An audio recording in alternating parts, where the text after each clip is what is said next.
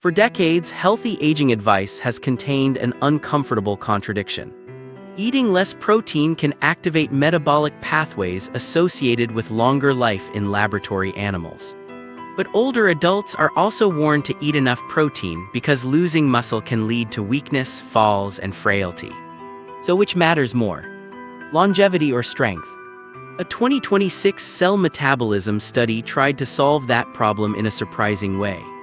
Researchers gave old mice a diet that was low in total protein and amino acids, but they added back a carefully controlled amount of one essential amino acid called methionine.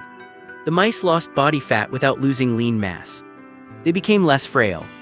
Their metabolic health improved. And three important hormones changed dramatically. Growth hormone GLP-1 and FGF21 increased, while IGF-1 remained relatively low. The mice were not simply eating fewer calories. In fact, they could eat more food than some of the other groups and still lose fat. But there was a catch. Too little methionine caused frailty. Too much methionine eliminated many of the benefits. There appeared to be a narrow middle zone. And that creates one of the most interesting nutrition questions in aging research. Maybe the amount of protein is not the entire story. Maybe the specific amino acids inside that protein matter just as much. Methionine is one of 9 essential amino acids. Your body cannot make enough of it, so it must come from food.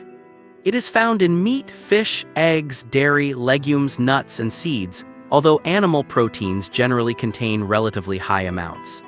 Methionine is necessary. Cells use it to build proteins and produce molecules involved in methylation, antioxidant defense, metabolism, and many other processes. So the goal is not to remove methionine completely. But animal research has repeatedly suggested that restricting certain amino acids, including methionine, can trigger metabolic adaptations associated with improved health and sometimes longer lifespan. That sounds simple until aging enters the picture. Restrict amino acids too aggressively, and an old animal may lose the material needed to maintain muscle and other tissues. What looks metabolically beneficial could become physically dangerous. The researchers wanted to find a compromise. They created what they called a low-protein, methionine-supplemented longevity diet, or LDMM. Its overall pattern was inspired partly by traditional Mediterranean and Okinawan diets, with relatively low protein and a stronger emphasis on plant-based foods. But rather than simply reducing every amino acid, the researchers restored methionine to a moderate level. Then they tested the diet in mice that were already 20 months old. That is important. These were not young animals placed on an unusual diet for their entire lives. They were aging mice, roughly at a stage often compared with later middle age in humans. The researchers compared 4 diets. One was a standard laboratory diet. Another resembled a Western dietary pattern high in fat and sugar. Another was a low-carbohydrate ketogenic diet. And the fourth was the experimental low-protein longevity diet with moderate methionine.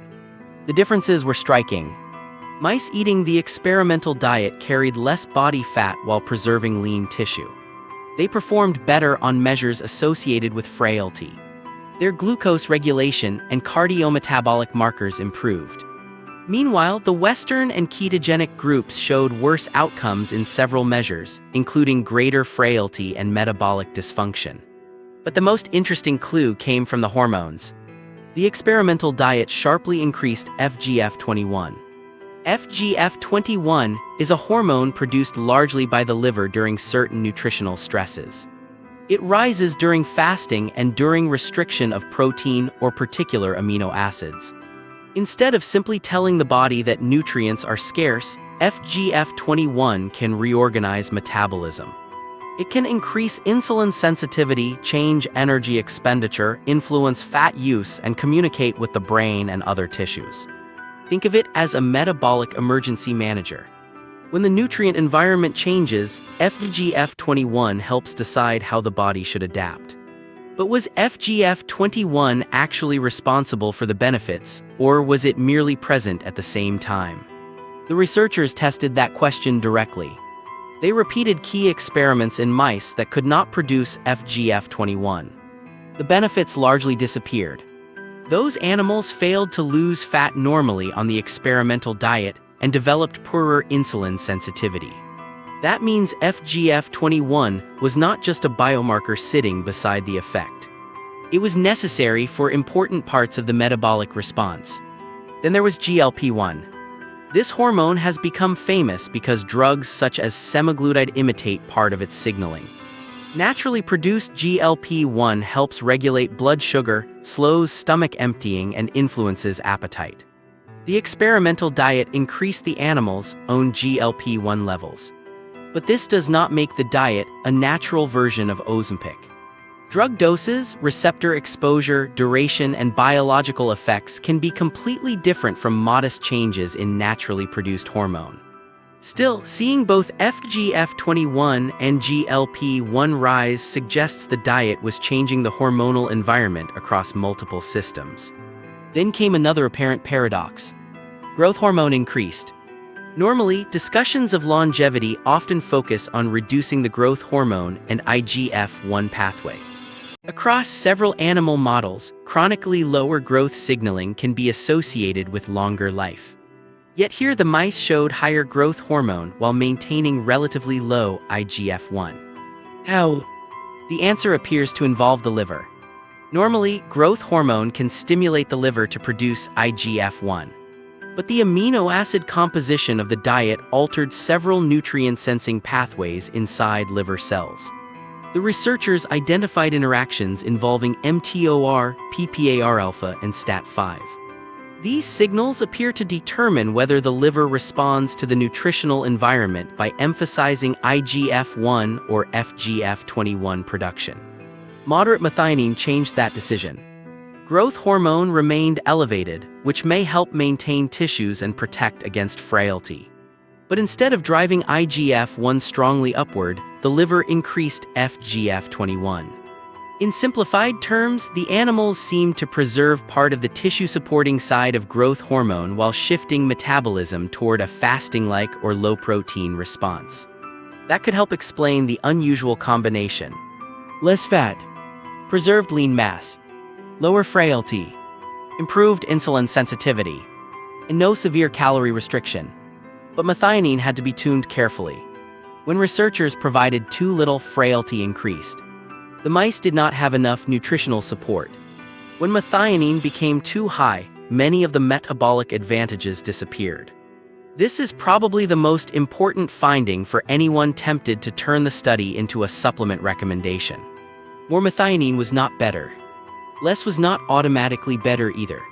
The benefit appeared under a very specific dietary context. A low-protein diet plus a moderate methionine concentration produced the desired hormonal response in these mice. Adding methionine to a normal Western diet is not the same experiment. Taking methionine capsules is not the same experiment. And severely restricting protein is definitely not the same experiment. The researchers also examined existing human data from more than 200,000 health professionals. People eating the highest amounts of animal protein and essential amino acids had more obesity and roughly twice the prevalence of type 2 diabetes compared with those eating very little animal protein. Interestingly, these higher animal protein participants often had lower total calorie intake and otherwise relatively healthy dietary characteristics. This supports the possibility that protein source and amino acid composition matter independently of calories. But this human analysis was observational. People were not randomly assigned to different methionine intakes. Diet questionnaires are imperfect. Lifestyle, genetics, body composition, socioeconomic differences, and other factors can influence the result. And the human data did not show that deliberately supplementing methionine improves health span. That experiment has not been done. The researchers themselves say the next step should be a controlled human trial. There is also an important conflict of interest issue worth knowing.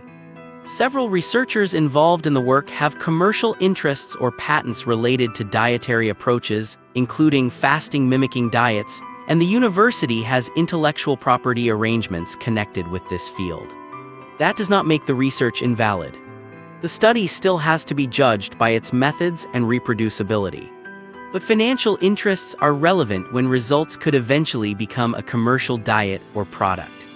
For older adults, another problem deserves special attention. Human aging is already associated with anabolic resistance. That means muscle becomes less responsive to protein and exercise. Many older adults need careful attention to protein intake, resistance training, and total nutrition just to preserve muscle. Frailty is not a theoretical concern.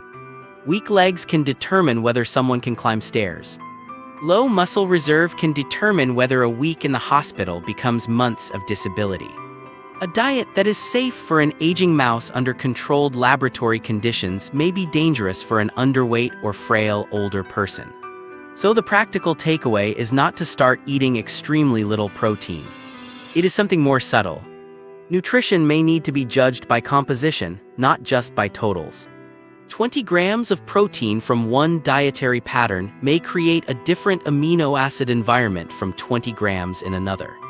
Animal and plant proteins differ in their amino acid profiles.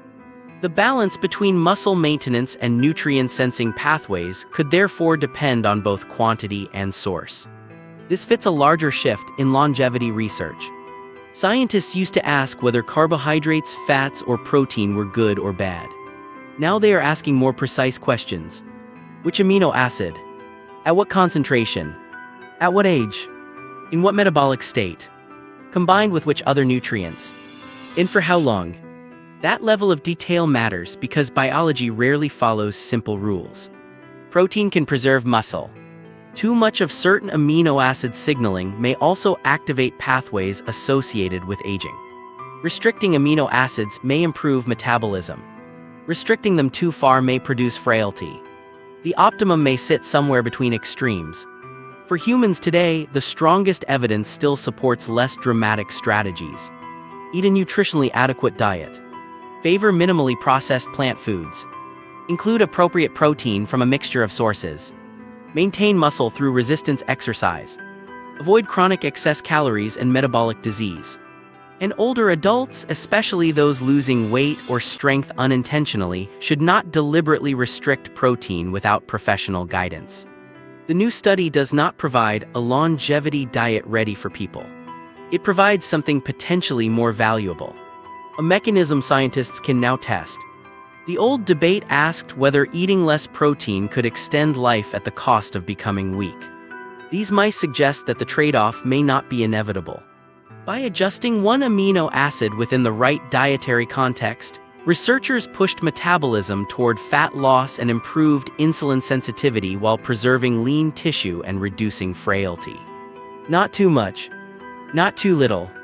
The surprising lesson may be that longevity nutrition is not simply about eating less. It may eventually be about giving the body exactly enough of the right signals.